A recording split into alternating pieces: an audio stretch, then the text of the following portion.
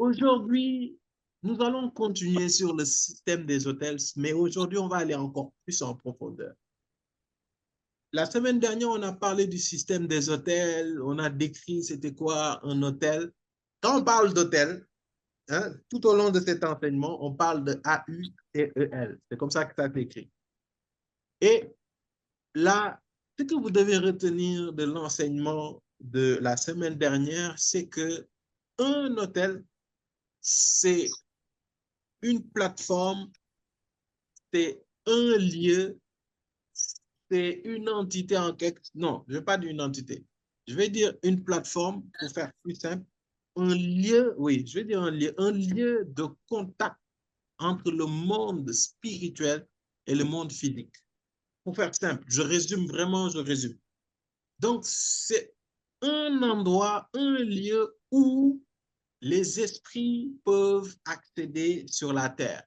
Et ces esprits peuvent être les anges, en tout cas tout ce qui est du royaume des cieux, ou de l'autre côté, tout ce qui est démoniaque, des démons, des esprits de famille, etc. La semaine dernière, j'avais fait des analogies par rapport aux hôtels. C'est-à-dire peut-être que vous ne saviez pas que c'est des hôtels, mais effectivement, c'est des hôtels chez les Serer, chez les Niago, chez les Djola, chez les Mankagnes, chez les Manjak, chez presque toutes les ethnies là. Même chez les Cap-Verdiens aussi, il y a des hôtels. Et souvent, je vous disais qu'ils posaient des actes comme quoi c'est là où ils vont verser du vin, les libations. Je vous ai montré les passages bibliques. C'est là où ils mettaient de la nourriture, ou c'est là où ils versaient du sang, ils tuaient, ou c'est là où ils mettaient du lait, n'est-ce pas? Et c'était comme des offrandes. Et ces offrandes-là, c'était pour alimenter l'autel, c'était pour fortifier le lien et permettre à l'esprit, en fait, d'agir d'une manière ou d'une autre. Et aujourd'hui, on va revenir sur les hôtels, mais on va entrer un peu plus dans la technicité des hôtels, dans le fonctionnement, mais aussi sur comment renverser les hôtels, mais aussi comment établir, bâtir des hôtels. Je vais vous donner quelques révélations, quelques éléments très importants pour identifier les hôtels. La première chose, c'est qu'il ne faut pas tomber dans le piège de... C'est vrai que chez les Mankagnes, chez les Ndiago, souvent on voit qu'il y a un lieu où ils vont verser du sang, du vin et toutes ces choses-là. C'est vrai. Mais ça, ce n'est qu'une représentation physique. Mais il faut savoir qu'un hôtel peut être un homme. Je vous ai dit, un hôtel, c'est un lieu de rencontre entre le monde physique et spirituel. Nous sommes des lieux de rencontre. Nous sommes des plateformes entre le monde physique et spirituel. Autant nous sommes physiques, nos cinq sens, voilà, interagissent avec la terre. Mais autant aussi nous avons des esprits qui interagissent avec le monde spirituel. C'est la raison pour laquelle vous avez des hommes qui communiquent et qui interagissent avec des esprits. C'est en quelque sorte des hôtels. L'hôtel peut être un homme. La deuxième chose, Yes.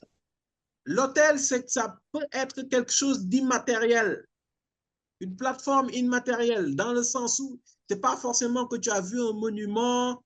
Certes, ça peut être un monument, mais ça peut être quelque chose qui n'est pas un monument, hein, mais c'est juste quelque chose de spirituel, une entité spirituelle qui est là et qui est comme une porte qui permet aux esprits d'interagir, d'entrer dans la vie des gens ou bien d'entrer dans le monde. Et la troisième chose, c'est qu'un hôtel peut être une institution. Institution, c'est quoi une institution? C'est comme une organisation, n'est-ce pas? Oui. Qui est instituée pour quelque chose. Il y a des institutions qui sont des hôtels et ces institutions-là, leur rôle, c'est de permettre à des esprits d'agir. Je vais parler négativement. Il y a des institutions dans le monde du cinéma qui permettent aux esprits de débauche d'être libérés. Il y a des institutions il y a des institutions dans le domaine de la musique qui communiquent la haine, qui communiquent ceci ou qui communiquent cela. Il y a des institutions qui sont établies et qui sont des hôtels.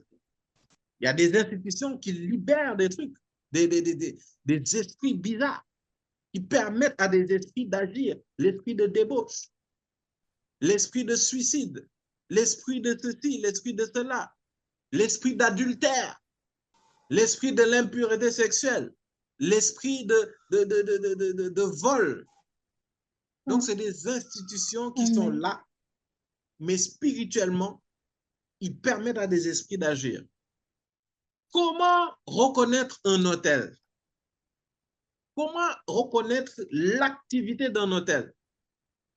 Par exemple, si vous allez dans une famille, je donne l'exemple des familles, hein, c'est juste des familles, mais ça peut être un pays, ça peut être une nation, ça peut être un quartier, ça peut être une ville. Vous savez qu'il y a des hôtels qui agissent dans des quartiers. C'est-à-dire, vous allez dans ce quartier, vous voyez les mêmes, quasiment les mêmes, les personnes ont les mêmes trucs. C'est-à-dire, ce quartier-là, il n'y a que des pauvres. Ce quartier-là, il n'y a que des ivrognes. Ce quartier-là, il n'y a que des débauches. Des gens qui sont dans la débauche.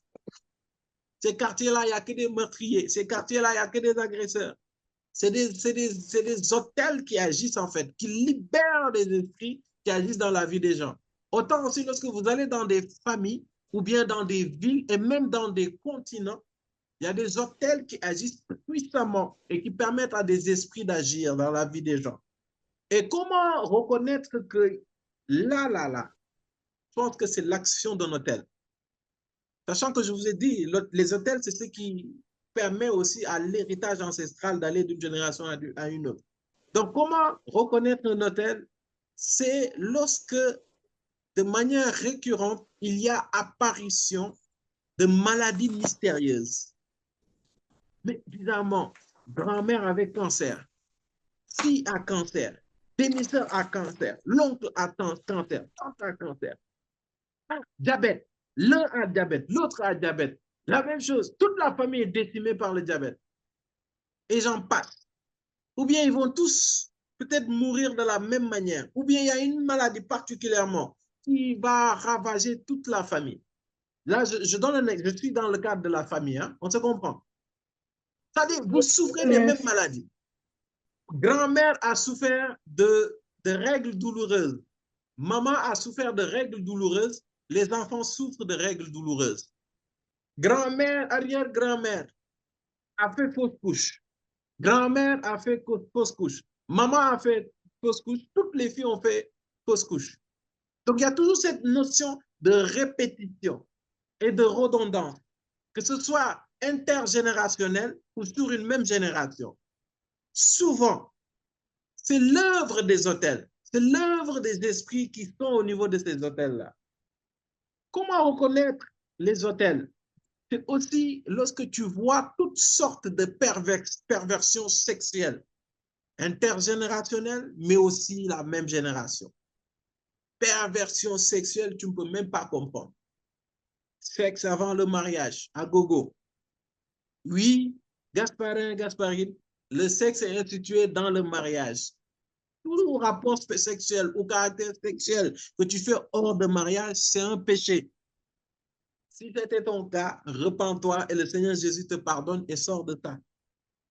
Je te le dis et je te le redis. Il n'y a pas de mais, je vous ai dit ça, il n'y a pas de raisonnement. Il n'y a pas de oui, mais on est jeune, on profite de la jeunesse. Non. Dieu, à la jeunesse, il a dit, le mariage, le sexe est institué dans le mariage. Tout ce qui se fait hors du mariage est péché. Repens-toi et puis le Seigneur Jésus te pardonne. Et puis, voilà, range-toi et attends jusqu'au mariage. Et je précise parce qu'il y a des gens tordus, ils vont déformer. Ça ne veut pas dire aussi que quand tu vas te marier, tu peux avoir des rapports sexuels avec n'importe qui, n'importe quand, n'importe où. C'est avec ton mari ou ta femme. Je vais préciser parce qu'on ne sait jamais. Les gens ici, tu vois, ah, donc ça veut dire que si je suis marié, je précise. Il faut que je sois précis. Si toi aussi, c'était ton cas, repens-toi, puis voilà, oriente-toi. Il faut que je sois clair, sinon on va me mettre dans des situations bizarres. On est clair? Donc, quand je parle de perversion sexuelle, ce n'est pas que le fait d'avoir des rapports sexuels hors mariage. Loin de là. Il y a aussi l'impureté au niveau des pensées. C'est-à-dire, tes pensées sont assaillies de pensées sexuelles. Ça peut être le visionnage des films pornographiques. Je vais parler. Il faut que les gens soient délivrés de ça. Amen. Les vidéos pornographiques, ça va être la masturbation. Toutes ces choses-là, c'est des perversions sexuelles. Pourquoi? Parce que tu pervertis ce que Dieu a institué, en fait. Il y a ça, mais je vais plus loin. Il y a la pédophilie. Comment pouvez-vous imaginer un homme, je donne l'exemple d'un homme, avec toute sa faculté mentale, avoir des orientations sexuelles, des attirances sexuelles sur un nourrisson? Ça, ce n'est pas naturel. Mais comment vous pouvez l'imaginer? C'est-à-dire que c'est un homme qui est saisi par un esprit méchant. Un homme normalement constitué n'est pas orienté envers les nourrissons. Vous avez tous entendu ces genres d'histoires. Souvent, c'est l'œuvre des hôtels. Et comment ça se fait? C'est à travers, en fait, l'accumulation de ces hôtels-là qui parlent. Et ces hôtels-là, vous allez voir souvent, il y a beaucoup de gens qui posent des actes. Ils ne comprennent pas que c'est sous l'influence des hôtels. Pourquoi? Parce que les hôtels ont des voix. Les esprits vont lui dire des voix. Vas-y, vas-y, vas-y. Et si tu n'es pas gardé dans le Christ, tu poses ces actes ignobles. Je parle aussi de l'homosexualité et toutes sortes de perversions sexuelles que vous pouvez comprendre. L'inceste. Il y a l'histoire de David avec Absalom et Amnon. David même que vous voyez, Salomon même que vous voyez. Tout ça là, c'est l'œuvre des hôtels. Les iniquités ont parlé et les hôtels ont libéré des esprits de perversion, d'impudicité. Oui, vous n'avez pas remarqué David. David, il était adultère. Vous savez, il a vu la femme de Uri et il a tout fait pour tuer son mari et il a couché avec la femme et la femme a eu un enfant. Après, l'enfant est mort. Mais après, c'est de cette femme que Salomon est né, n'est-ce pas? Mais qui de vous savez que, en fait, est-ce que vous savez que David est né d'un mariage illégitime, d'une relation illégitime? La mère de David, c'est-à-dire la femme du père de David, Isaïe, ce n'est pas la mère de David. C'est une autre femme qui est la mère de David. Donc, David était né d'une relation hors mariage. Donc, son père a pratiqué l'iniquité. Il a pratiqué l'adultère. Et je vous ai dit, votre combat, les combats que vous n'avez pas gagnés, deviennent automatiquement le combat de vos enfants. David s'est retrouvé saisi par l'iniquité d'adultère de son père. Et c'est ce même péché-là qu'il a saisi et qui a fait qu'il a tué Uri et il a couché avec la femme d'autrui jusqu'à avoir des enfants. Et il a épousé cette femme.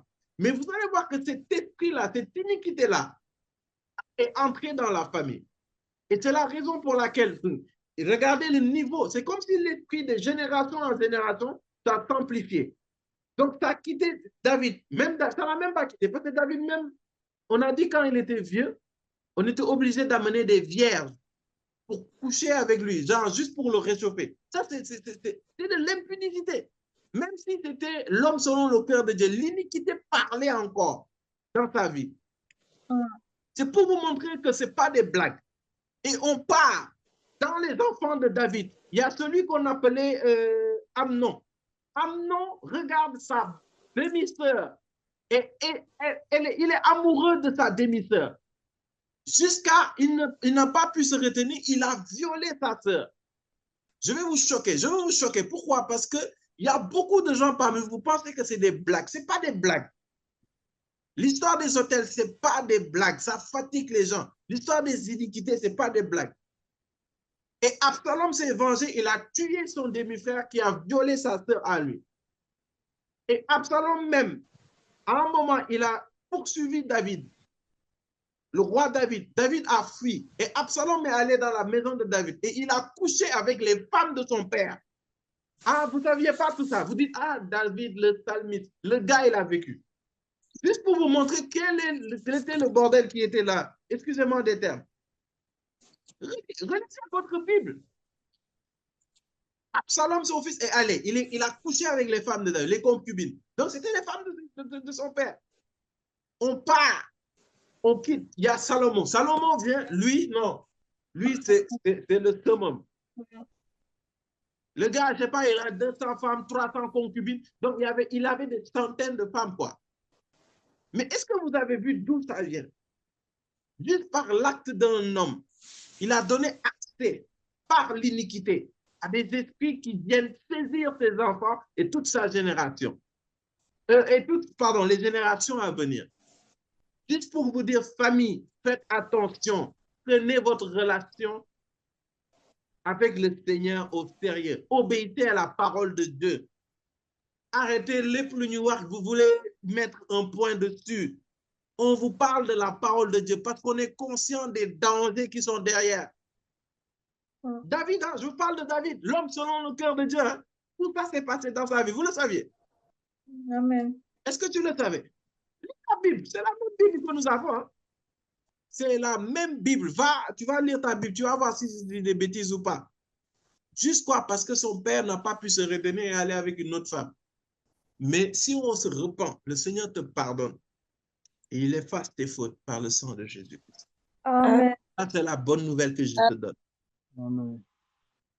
Comment reconnaître l'action des autels? Par la dépression et des maladies mentales, des problèmes mentaux. La dépression, tu vois qu'ils ont toujours des problèmes mentaux. Ça ne va pas dire, ah, il est fou, ah, c'est ça. Non, non, non, c'est pas ça. Mais vous allez voir comme une répétition. Comme si il y a un membre de la famille, il a ça, l'autre membre, il a ça, l'autre membre, il a ça, ainsi de suite. Ou bien la génération précédente, il y avait quelqu'un. La génération qui est venue, il y a quelqu'un. Et puis la génération qui suit. Vous tous, je suis sûr, dans votre entourage, vous avez un proche qui est, une connaissance qui est comme ça. Dans chaque famille, au moins, il y a une personne qui a des problèmes de dépression et tout. Et moi, personnellement, je suis en train de percevoir que la dépression est devenue un fléau pour notre génération. Là où c'était très présent en Europe, maintenant en Afrique, les gens sont encore plus dépressifs. La dépression est devenue limite normalisée. Refuse la dépression. La dépression n'est pas ton partage.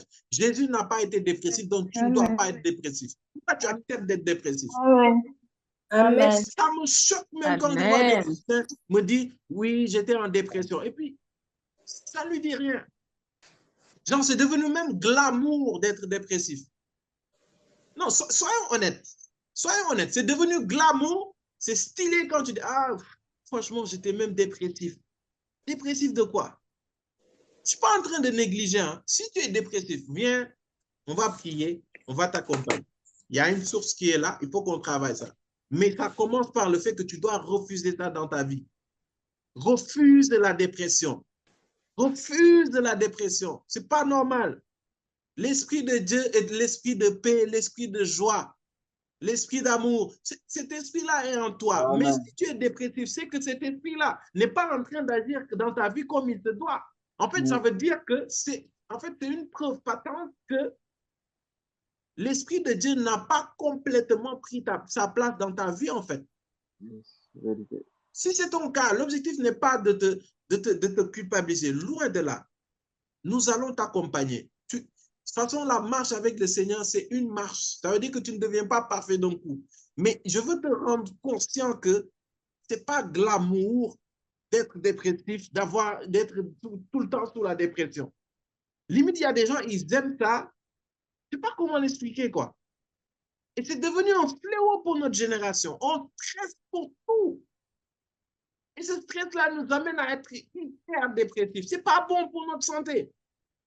Vous savez, si tu donnes la porte à la dépression dans ta vie, tu es en train graduellement de donner accès à l'esprit de suicide dans ta vie. Et c'est ce que je veux t'éviter. C'est pour cela, tu as des challenges, tu as des défis, tu as plein de frères et sœurs, plus de 80 frères et sœurs à qui tu peux te rapprocher, discuter, échanger et prier avec eux. Pas forcément moi, il n'y a pas que moi. Est-ce qu'on se comprend? Amen. Yes. Amen. Amen. Vu des Amen. situations difficiles, le Amen. premier réflexe que tu dois avoir, c'est de confier ça au Saint-Esprit, de prier Dieu, de demander au Seigneur de t'aider, de te soutenir. Voilà, les sœurs sont là, ils ont dit, elles sont là. Tu as plein de personnes à qui tu peux parler. C'est pas que moi. Honnêtement, je ne peux pas vous parler, vous tous les 50. H24, c'est pas possible. La preuve, Il y en a, ils m'envoient des messages, je réponds 5 jours après, parfois même une semaine après. Pardonnez-moi, population. Voyez-moi comme votre petit frère.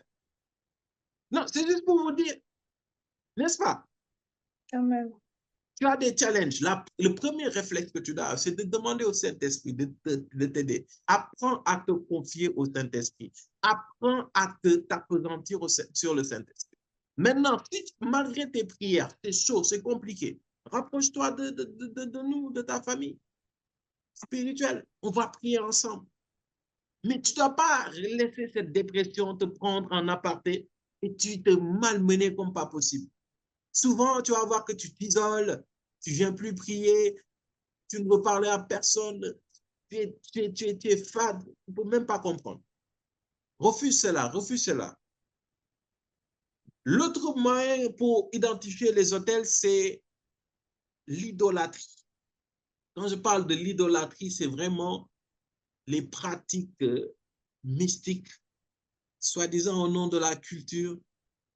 Et ça me fait tellement rire, je les appelle les pseudo-panafricanistes. Ils disent oui, hein, maintenant on prend la religion des Blancs et on rejette notre culture. Mais c'est des bêtises. C'est des bêtises. Si on doit retourner chez nos ancêtres, ça veut dire qu'on doit retourner chez Adam et Ève, pas chez nos ancêtres d'il y a 6, 7 siècles, en fait. C'est même pas intelligent, c'est bête. Excusez-moi, mais c'est bête, c'est très bête. Et ils sont très orgueilleux même.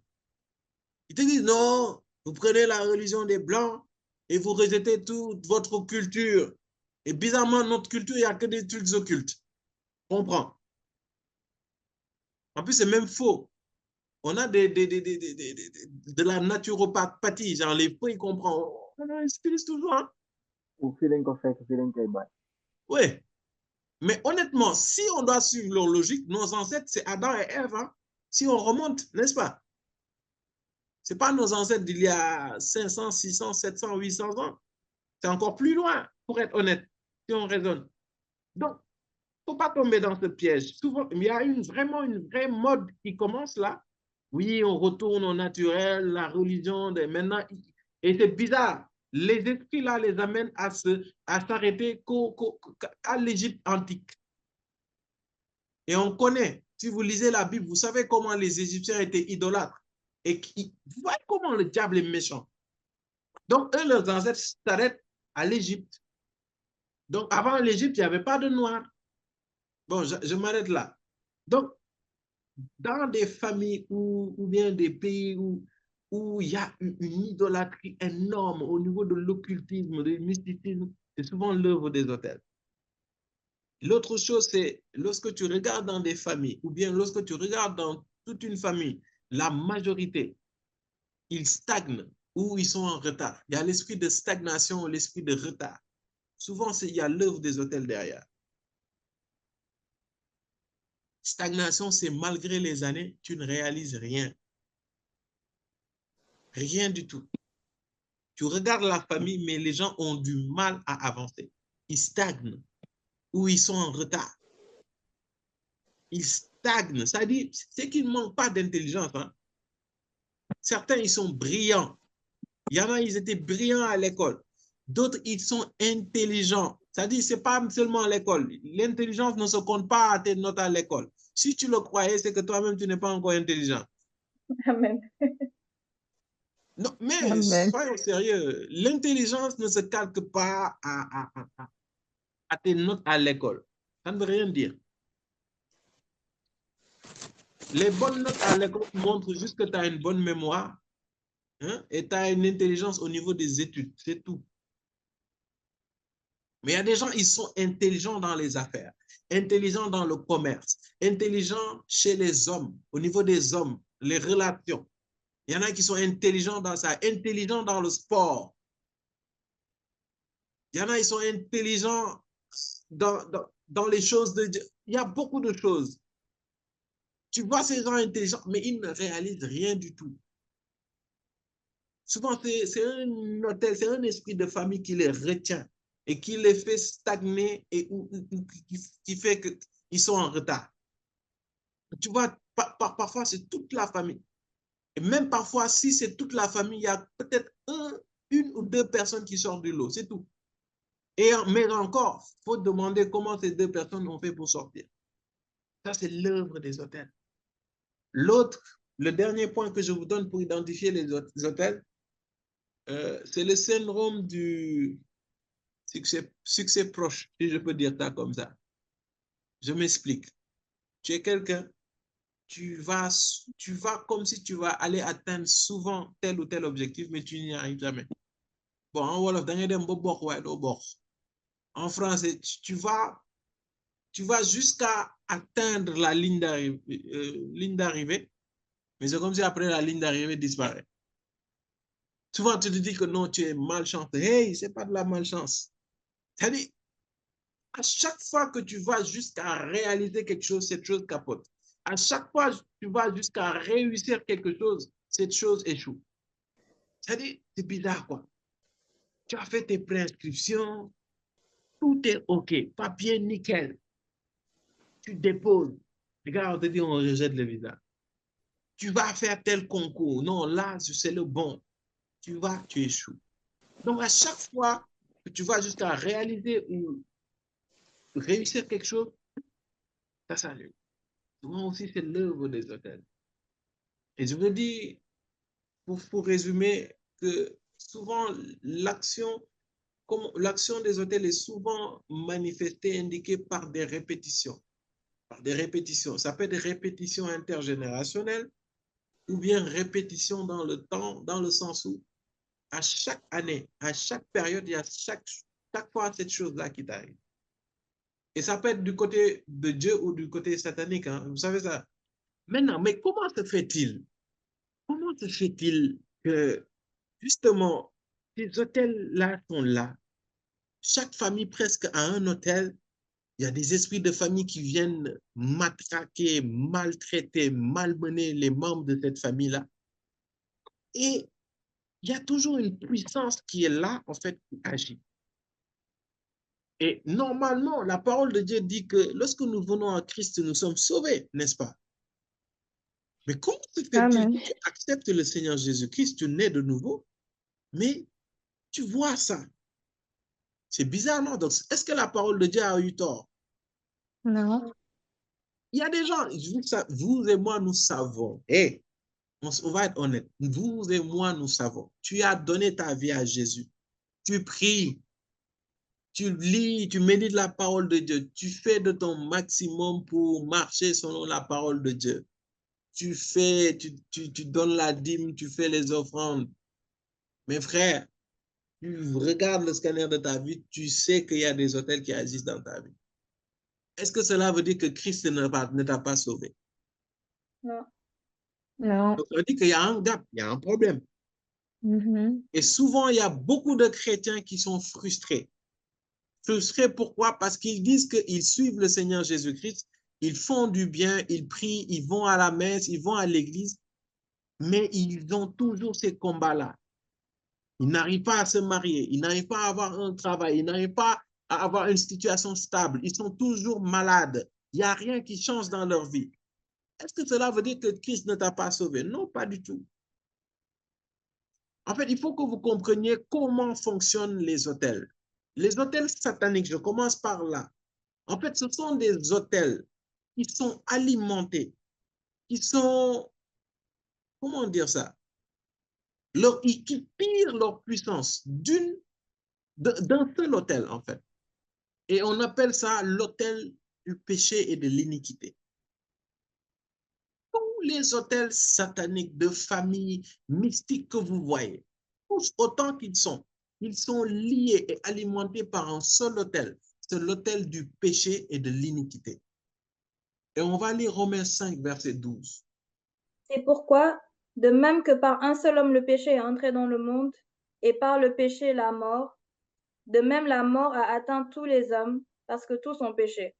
Amen. Amen. Vous savez, le péché, c'est ce qui produit la mort. Et la mort, là, ce n'est pas seulement la mort physique, mais la mort spirituelle. Donc, ça veut dire une déconnexion des choses de Dieu lui-même.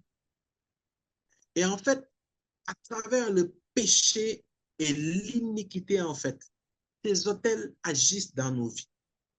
excuse-moi, hein, mais tu as donné ta vie à Jésus le mercredi, peut-être le mercredi même, avant de dormir, tu as péché. Ou encore, il y a des iniquités qui parlent dans ta vie. Et c'est encore qu'à travers ces choses-là, ces autels sont alimentés. Et c'est ce qui permet aux esprits de venir, les esprits de famille notamment, venir agir dans ta vie, bloquer ton travail, bloquer ton mariage, bloquer ta situation professionnelle, bloquer ta santé. C'est maladie sur maladie, tu es tout le temps malade, ou bien t'amener à toujours combattre contre les péchés sexuels. Tu aimes Dieu. C'est-à-dire que tu aimes Dieu, tu aimes vraiment Dieu, tu veux marcher avec le Seigneur. Mais à chaque fois, tu tombes dans le péché sexuel. Si ce n'est pas la masturbation, c'est la pornographie. Si ce n'est pas la pornographie, c'est l'impudicité. Si ce n'est pas l'impudicité, c'est le sexe avant le mariage. Toutes ces choses, tu tombes, tu retombes, tu retombes, tu retombes. Il y a quelque chose qui est alimenté, en fait. Et pourtant, qu'est-ce qui dit que nous sommes sauvés, nous sommes guéris, nous sommes délivrés et qu'il n'y a aucune condamnation. Mais justement, ce passage de Romains 8 dit qu'il n'y a aucune condamnation à qui? Pour ceux qui sont en Pour ceux Jésus. qui sont en Jésus-Christ. Je n'ai pas entendu. Pour ceux qui sont en Jésus. Qui sont en Christ. Qui En fait, marchent. c'est là toute la subtilité. Et ce que souvent, c'est ce qui frustre les chrétiens.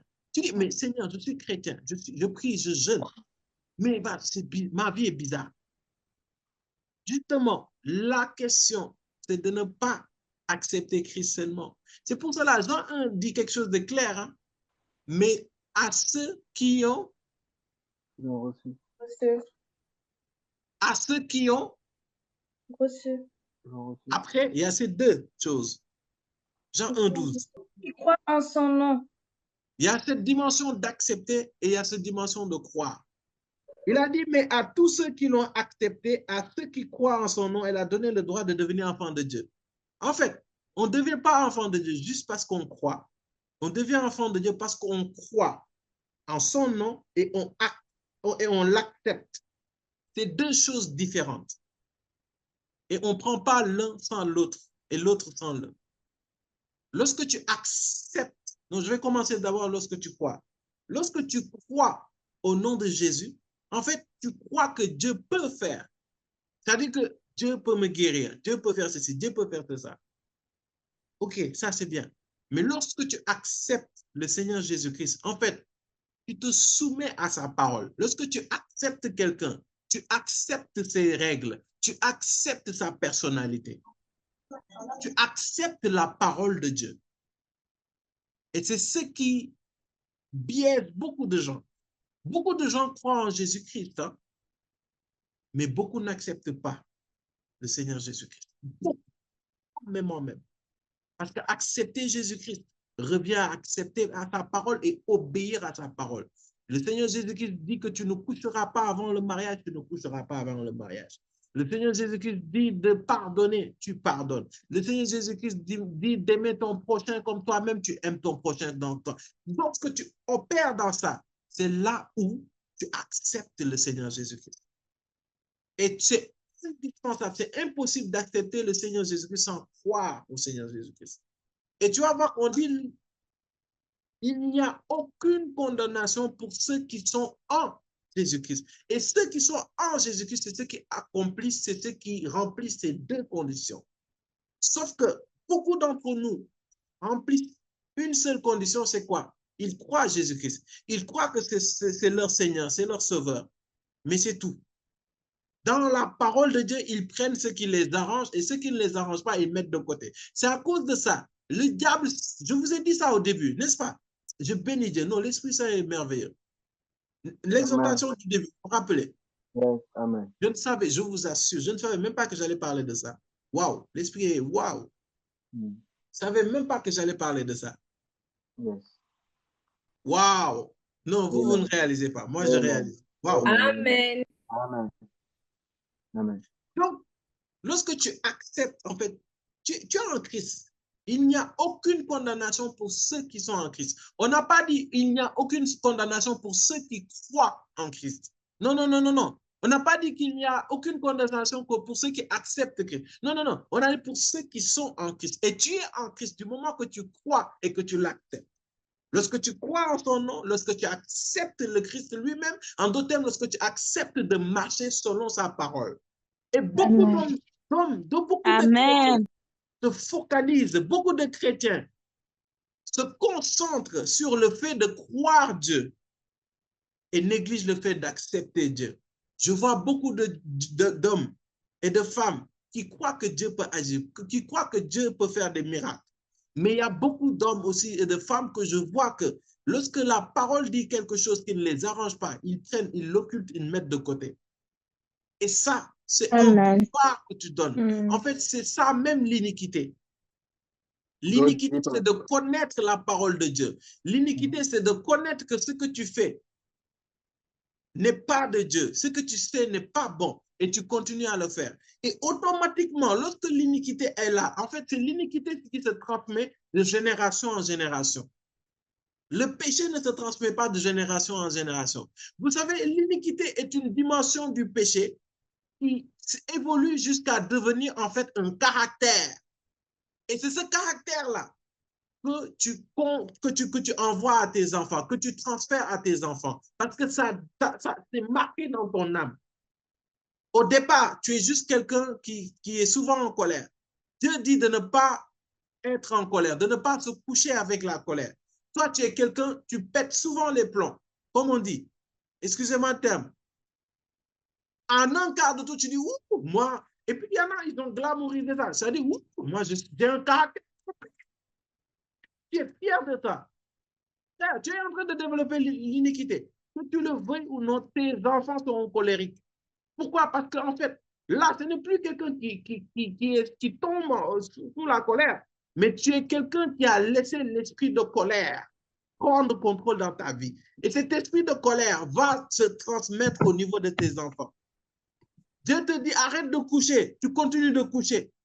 Tu développes l'iniquité. Et l'iniquité là va apparaître automatiquement chez tes enfants. Est-ce que quelqu'un me comprend? Amen. Et ces choses-là, c'est ce qui alimente les autels. C'est pour cela que le diable va s'attaquer à ton obéissance à la parole de Dieu. Il va tout le temps te pousser. Quand Dieu dit ça, tu dis oui, mais non, ce n'est pas dans mon cas, ça ne m'arrange pas. Non, non, non, non, si je fais ça, non. C'est ce qui alimente. Et c'est ce qui fait que malgré que tu donnes ta vie à Jésus, frère, les autels te matraquent. Les autels te matraquent jour et nuit. Est-ce que tu comprends maintenant? Et pourtant, Romains 8 l'a dit. Il n'y a aucune condamnation pour ceux qui sont en Christ. Est-ce que la parole a menti? Non. Donc, tu comprends maintenant pourquoi tu dois obéir, accepter Christ en obéissance à sa parole. Mais aussi, tu dois croire que Christ agit. Souvent, le problème, ce n'est pas de croire. C'est pour cela, dans Jacques, j'ai trop aimé. Il dit, tu crois en Dieu, c'est bien. Mais les démons aussi croient et ils tremblent. Tu es au même niveau que les démons, quoi. Les démons croient bien. Ils connaissent bien Jésus-Christ. La preuve, le fou de Gadara, lorsque le Seigneur Jésus a posé son pied à Gadara, le fou est venu, il a dit, que nous veux-tu, fils de l'homme, notre heure n'est pas venue. En fait, les démons savent, là-bas. Est-ce que vous savez que lorsque les démons disent, mon heure n'est pas venue, parce que les démons savent que à la fin des temps, Christ va revenir et il va les précipiter dans le puits. C'est pour cela qu'on ne peut pas tuer les démons. On ne peut que les chasser. On ne tue pas les démons. Yes. Les démons savent. Hey, les démons nous connaissent même mieux que nous le plan de Dieu. C'est à cause de ça. Leur objectif, c'est d'amener le maximum de personnes avec eux. Et c'est à cause de ça. Ils veulent te détourner de la parole de Dieu. Chaque fois que tu veux lire la parole de Dieu, c'est compliqué. Et chaque fois qu'on t'amène la parole de Dieu, tu commentes. Si tu veux aller dans leur camp, vas-y. Mais moi, je n'ai rien à faire avec eux. Il n'y a que deux camps. Il n'y a pas de camp au milieu. Soit tu es avec Dieu, soit tu es contre Dieu. Il n'y a pas de camp. Donc, le fait d'être chrétien, le fait d'être chrétien ne te sauve pas, ne t'épargne pas, forcément. Vous savez, le fait d'être chrétien t'assure une chose. c'est le salut. Quand je dis chrétien, c'est, voilà, naître de nouveau. C'était Jésus-Christ. Naître de nouveau là, naître de nouveau plutôt. Ça t'assure une chose, c'est le salut. C'est-à-dire que si tu meurs, tu vas au ciel. Pourquoi? Parce que tu es né de nouveau, voilà, voilà. Mais ça ne t'épargne pas des souffrances de cette terre. Ce qui t'amène à avoir une vie victorieuse sur terre avant de monter au ciel dans le royaume de Dieu, c'est l'obéissance à la parole de Dieu et le fait de croire en Christ. En fait, là, je suis en train de secouer la théologie de beaucoup de gens. Mais en fait, je vous ai dit, il faut qu'on soit mis au large. Et quand tu es mis au large, là, il faut que tes raisonnements soient ébranlés. Famille, je vous assure, une vie victorieuse, une vie de gloire sur terre ne s'obtient qu'à l'obéissance de la parole de Dieu et au fait de croire en Dieu. Être chrétien ne te garantit que le salut. C'est tout. Ouais. Mais être un chrétien qui marque, un fils de Dieu, qui marque selon la parole de Dieu, qui obéit à la parole de Dieu, qui croit en Christ et à son œuvre à la croix, c'est ce qui te donne la victoire ici sur terre. Et souvent, les chrétiens croient que juste parce que tu es chrétien, c'est fini. Hey, Dieu n'est pas un Dieu des paresseux et des roublards. Non, non, non, non, non. Frère, tu es chrétien, c'est bien. C'est comme ça, tu vois beaucoup de chrétiens, tu as pitié d'eux. Tu as pitié d'eux. Et beaucoup après se découragent. Ils se disent, mais je ne comprends pas. Pourtant, je prie. Pourtant, je lis la Bible. Pourtant, je vais à la messe, je vais à l'église tous les dimanches.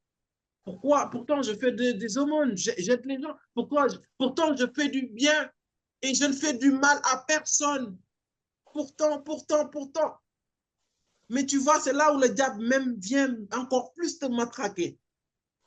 Et tu vois ta vie être dépouillée, être mis. Et beaucoup de chrétiens sont frustrés. Pourquoi? Parce qu'ils prient, ils vont à l'église et voilà, ils sont gentils, ils aident les gens et puis ils pensent que ça les protège. Pas ça qui te protège. On a dit celui qui demeure sous l'abri du Très-Haut. C'est quoi l'abri du Très-Haut? C'est Dieu lui-même. Et Dieu, c'est sa parole.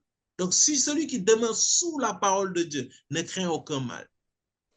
Donc, tu es non seulement sous la parole de Dieu, mais tu es guidé de la parole de Dieu. C'est à cause de ça on dit, l'Éternel est mon berger et je ne manquerai de rien. Pourquoi? Si l'Éternel est ton berger, et au commencement, Dieu était la parole, et la parole était avec Dieu, et la parole était Dieu. En d'autres termes, la parole est ton berger, et tu ne crains rien, c'est-à-dire tu ne manqueras de rien. Pourquoi? Parce que tu suis la parole de Dieu, tu es guidé par la parole de Dieu. Donc le fait d'être guidé par la parole de Dieu fait que tu ne manques de rien. Et le fait que tu demeures sous la parole de Dieu fait que tu ne crains rien. L'obéissance vaut mieux que les sacrifices. En fait, c'est ça. Amen.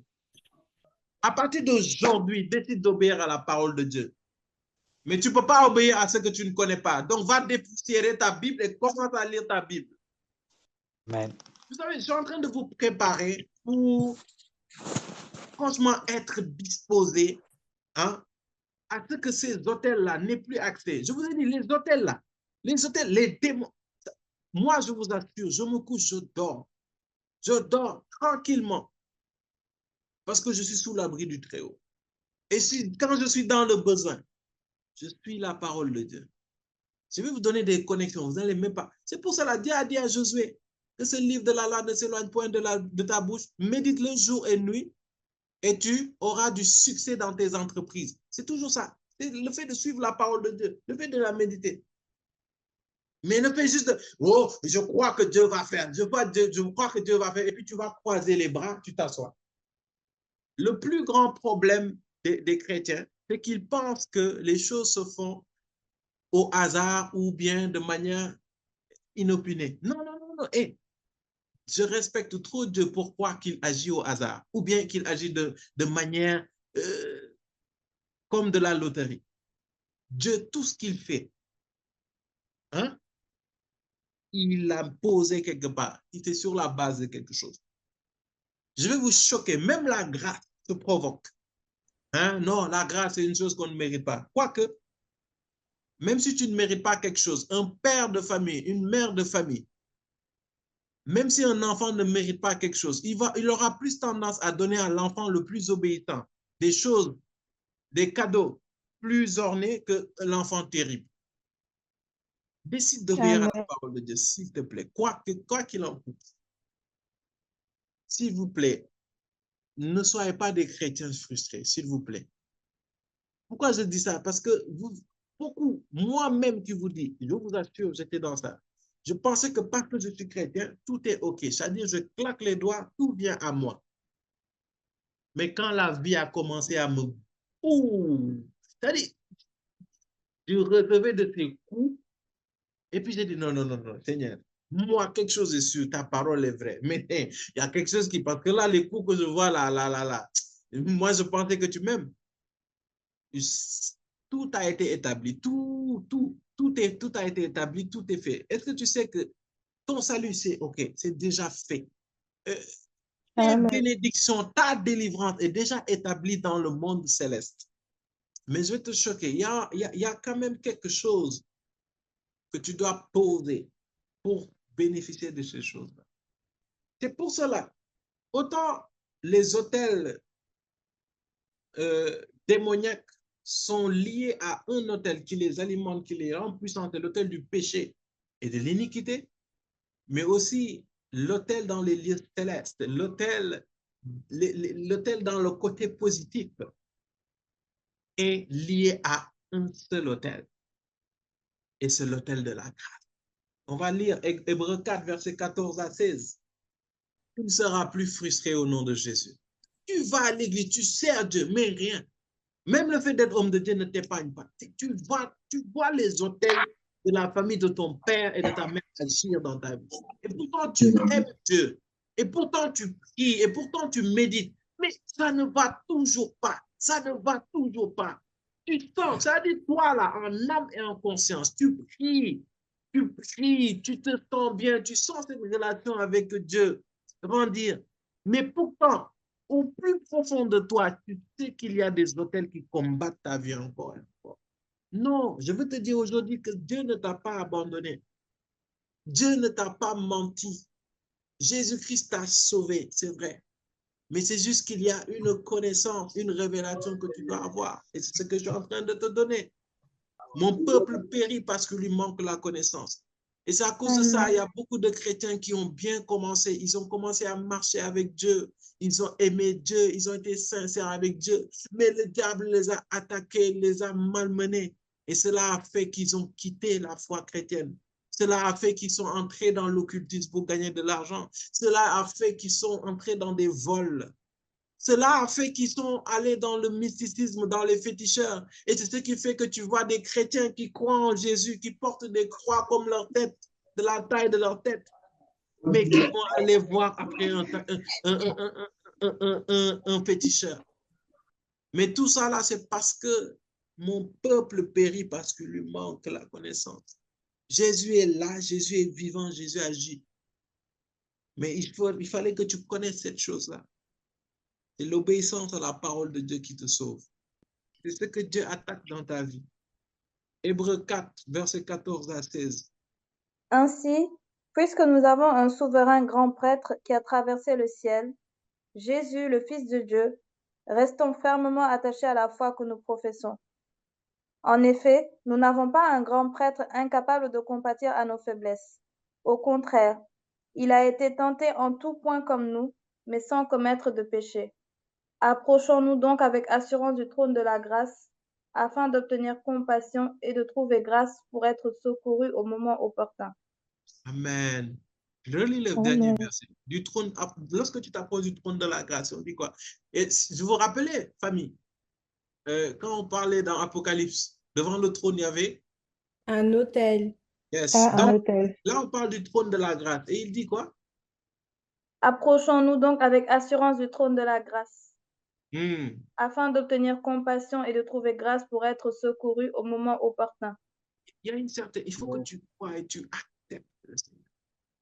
Et dans le fait d'obéir à la parole de Dieu, d'obéir au Seigneur, sincèrement et pas de manière intéressée. Ah, j'obéis de la parole de Dieu pour être riche. J'obéis de la parole de Dieu pour être... Non, non, non, non. Tu obéis parce que tu aimes Dieu. Et tu marches avec lui, tu obéis à sa parole, tu te soumets à sa parole. Est-ce que quelqu'un me comprend? Yes. Yes. Amen. Dans cette Amen. obéissance envers Dieu-là, dans cette obéissance envers Dieu, il y a beaucoup de choses. Mais je pense que ça, je vous les partagerai mercredi prochain. Parce que mercredi prochain, je vais vous expliquer en fait comment bâtir un hôtel, comment établir un hôtel sur sa vie, sur sa famille, dans son couple et tout. Parce que les hôtels se combattent avec les hôtels. Un hôtel est renversé par un hôtel. Et ça, je vous laisserai aller lire Justice avec Gédéon. Dieu, pour lui donner victoire chez les Madianites, en fait, Dieu a amené d'abord à Gédéon de faire tomber l'autel de son père. Et après avoir fait tomber l'autel de son père, il a établi l'autel de Dieu. Sachant que Baal, parce que l'autel de son père, c'était l'autel de Baal. Et le Baal là, c'était le dieu des Madianites. Donc, s'il n'arrivait pas à faire tomber cet autel qui a été établi, parce que l'autel de son père est l'autel de lui-même. Yes. Ce que vos pères, ce que vos mères, ce que vos ancêtres ont tissé comme alliance, comme autel, deviennent automatiquement des autels qui parlent dans vos vies. C'est à cause de ça, tu nais dans une famille et automatiquement, les combats associés à ces familles sont attachés à ta vie. Et pourtant, tu n'as rien demandé. Mais il faut que tu puisses toi-même faire tomber ces autels et établir l'autel de Dieu pour que tu sois délivré de ces choses. Et on va prier sur la base du verset 1 Samuel 15, 22. L'Éternel trouve-t-il autant de plaisir dans les holocaustes et les sacrifices que dans l'obéissance à sa voix? Non. L'obéissance vaut mieux que les sacrifices et l'écoute attentive vaut mieux que la graisse des béliers. Aïe, l'obéissance vaut mieux Que les sacrifices. et L'écoute attentive vaut mieux que la graisse des béliers. waouh, à partir de maintenant, je ne veux plus dire que l'obéissance vaut mieux que le sacrifice. Je vais dire aussi l'écoute attentive vaut mieux que les béliers. Amis, on va prier. Ce n'est pas évident, hein. Je vous assure, parce que parfois en nous, il y a des choses qui luttent, il y a des pensées, il y a des forteresses, il y a des systèmes de pensée, il y a des raisonnements qui viennent nous pousser à ne pas obéir à la parole de Dieu. Donc, vraiment, prions que Dieu nous aide, que Dieu nous soutienne par son esprit à être fidèles et obéissants à sa parole, quoi qu'il en coûte. C'est important. Donc, nous allons tous élever la voix et prier. À toi, Oh, merci Père. Saint-Esprit, Merci Seigneur pour ta grâce. Merci Seigneur pour ta miséricorde. ce Seigneur, nous sommes bénis. matin, Moi, en premier, je suis béni par la parole que tu as libérée à aujourd'hui. toi, Seigneur, tu es en train de préparer nos cœurs. En à début de cette année, tu as toi, dit, Père, dans le nom de Jésus, que cette année est une année Saint-Esprit, où tu nous mets au large. Et pour nous mettre au je large, tu es en train, Père, dans le nom de l'attends. Jésus, de nous donner des directives, de nous donner, À Seigneur, des toi, révélations, pour que nous puissions, Seigneur, marcher selon ta parole à et ta parole seule. Esprit de Dieu, donne-nous le cœur. Donne-nous le cœur obéissant. Saint-Esprit, Donne-nous un cœur disposé à entendre je d'abord ta parole, à l'écouter, mais aussi à m'attends obéir. à toi, Obéir d'abord, oui, obéir et pratiquer ta à parole. Et que le Saint-Esprit qui est en nous, l'Esprit de Dieu, vienne prendre le contrôle. Vienne prendre le contrôle de nos vies. Seigneur, préserve-nous, Père. Préserve-nous des systèmes de pensée. Préserve-nous des raisonnements. Préserve-nous, Seigneur, de toutes ces choses qui nous éloignent de toi. Les pariatakake. Saint-Esprit, je m'attends à Oh, toi, ton peuple a besoin de toi. Saint-Esprit, ton peuple a besoin de toi. Viens agir dans nos vies. Viens transformer nos cœurs. Avant, nous marchions ça et là, errant selon nos raisonnements, errant selon nos systèmes de pensée, errant selon notre propre intelligence. Et à partir d'aujourd'hui, dans le nom de Jésus, nous voulons décider de marcher, de t'accepter et de croire en toi. Nous voulons t'appartenir. Nous voulons être en toi. Nous voulons être sur ta parole et nous voulons être guidés par ta parole. C'est pour cela, Père, que toute personne ici présente, Père, puisse être saisie par ton esprit, puisse être saisie par ton esprit, afin que nous puissions, Père, à partir de maintenant, laisser le Saint-Esprit prendre le contrôle, de marcher selon l'esprit, de ne pas accomplir le désir de la chair, mais de marcher selon l'esprit. Car assurément, l'esprit de Dieu nous amène toujours à marcher, à obéir à la parole de Dieu. Seigneur, nous ne voulons plus que ce trône, que cet autel du péché et de l'iniquité, Seigneur, puisse avoir accès à nos vies.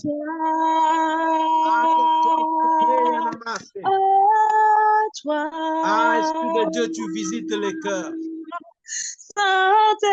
Et alors que je suis en train de parler, je m'attaque dans le nom de Jésus à ces raisonnements. Raisonnements de vous parle, système de pensée de vous parle. Vous quittez la vie de ces personnes au nom de Jésus. Ces raisonnements qui s'élevaient sur la connaissance de la parole de Dieu sont rendus captifs maintenant.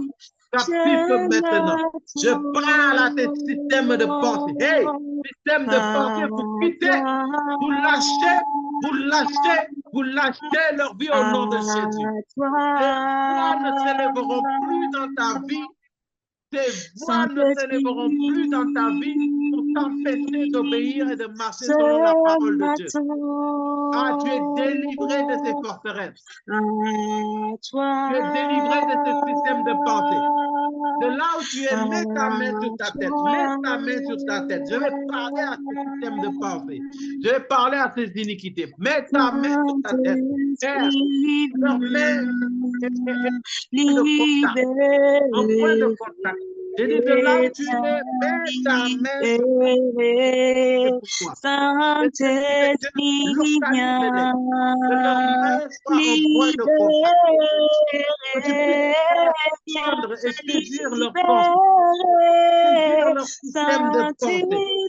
Leur système de pensée est transformé. Aujourd'hui, ils sont transformés par le renouvellement de l'intelligence.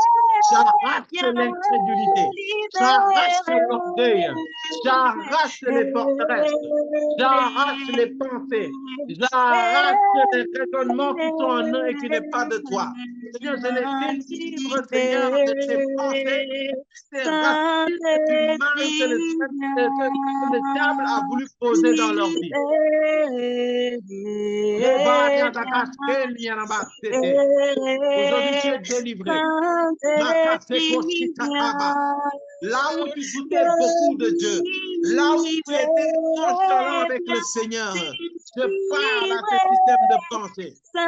Tu as souvent des raisonnements pour ne pas obéir à la parole de Dieu. Aujourd'hui, tu es délivré de ça.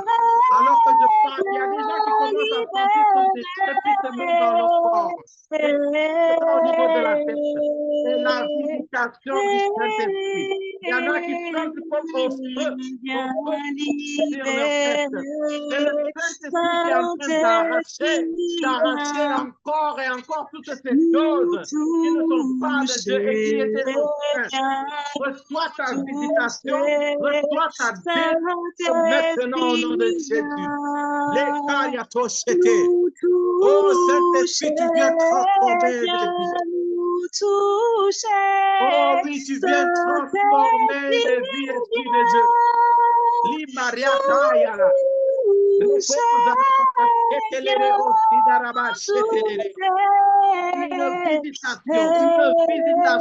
visitation. Tu es délivré de tes raisonnements. Alors que je parle, tu es quelqu'un qui entendait des voix d'échec. Tu entendais souvent des voix qui te disaient que tu ne vas pas y arriver, que tu es un vaurien, que tu ne vas rien réaliser, que tu ne vas pas réussir. Je parle à tes systèmes de pensée, je parle à tes pensées de ceux qui se libèrent maintenant au nom de Jésus. Il y a des pensées d'accusation, toi aussi, je suis en train de te parler, des pensées d'accusation qui te disaient que tu n'y arriveras pas, tu n'es pas assez saint. Tu n'es pas assez saint, tu es hypocrite, tu ne peux pas marcher avec Dieu. Laisse-moi te dire que l'Esprit de Dieu ne condamne pas. L'Esprit de Dieu conduit à la repentance. Et aujourd'hui, que cet esprit te saisisse et que tu partes et que tu sois tranquille. Va en paix. Dieu ne t'accuse pas. Le Père ne t'accuse pas. Le Père ne t'accuse pas. Aujourd'hui, il dit qu'il te pardonne. Personne n'est assez saint pour venir dans sa présence. Nous venons juste saisir la grâce à travers le sang de Jésus qui a coulé pour aller dans la présence de Dieu. Mais aucun d'entre nous ne mérite d'être dans la présence de Dieu. Donc, refuse tes pensées de culpabilité. Les pensées de culpabilité ont pour but de t'éloigner de Dieu. Refuse. Assurément, Père, aujourd'hui, toutes ces forteresses, tous ces systèmes de pensée, tous ces raisonnements qui nous empêchaient d'obéir à la parole de Dieu vont partir et partent maintenant au nom de Jésus. Je parle à une catégorie de personnes. Tu entends souvent des pensées qui te méprisent, qui te rabaissent. Tu te dis que tu n'es pas assez belle. Tu te dis que tu n'es pas assez intelligente.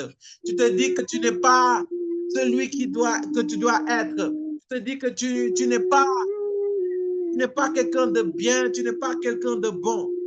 Alors que je parle, tu viens d'être localisé. Et l'Esprit de Dieu vient te dire aujourd'hui, c'est une parole inspirée par l'Esprit, que tu as de la valeur. Tu as tellement de la valeur que Jésus-Christ est mort pour toi. Tu as de la valeur. Tu es intelligent. Tu es beau, tu es belle. Tu es sage. Tu es aimé de Dieu. Tes pensées, c'était pour te distraire. Et alors que je parle, il y a comme un apaisement qui vient sur beaucoup de personnes, plusieurs personnes même. Apaisement. Il y a une paix qui vient. Pourquoi? Parce qu'il y a une catégorie de personnes qui sont connectées, qui sont sous pas possible. Sous une pression comme pas possible. Tu es tendu, mais dès que tu t'es connecté, la paix de Dieu t'a localisé. Reçois la paix de Dieu. Reçois la paix de Dieu. Reçois la paix de Dieu. Il y avait des pensées qui t'accusaient. S'il y a cela, je ne vais pas y arriver. La paix de Dieu vient s'installer dans ton cœur maintenant. Reçois la paix de Dieu. Reçois la paix de Dieu. La culpabilité part. L'échec part. L'esprit d'échec, les pensées d'échec partent. Les inquiétudes partent au nom de Jésus. Aujourd'hui, c'est le jour de ta visitation. Aujourd'hui, c'est le jour de ton apaisement. Aujourd'hui, c'est le jour de ta restauration, je t'ai dit. C'est le jour de ton apaisement. C'est le jour de ta visitation. Il y a quelqu'un, il a souvent des pensées de rejet. Personne ne m'aime. Personne ne me comprend. Personne ne m'accepte. Personne ne me respecte. Ces pensées ne sont pas de Dieu. Oh, la heria casque telekosa. Dans nos vies, Une visitation. Oh, que l'esprit de peur quitte. Que l'esprit de cœur peur quitte. Maintenant. Et que le règne de Dieu, le règne de l'esprit de Dieu vienne au nom de Jésus. Dans nos vies, esprit,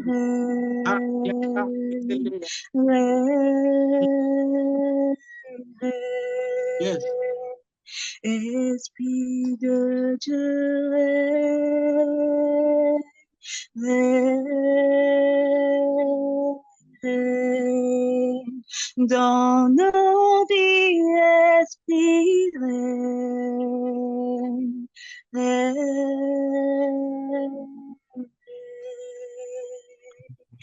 Esprit de Dieu, règne dans nos vies, Esprit, règne,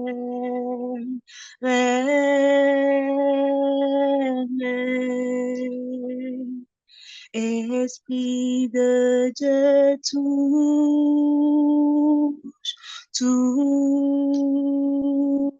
touche, oui, touche à nos vies,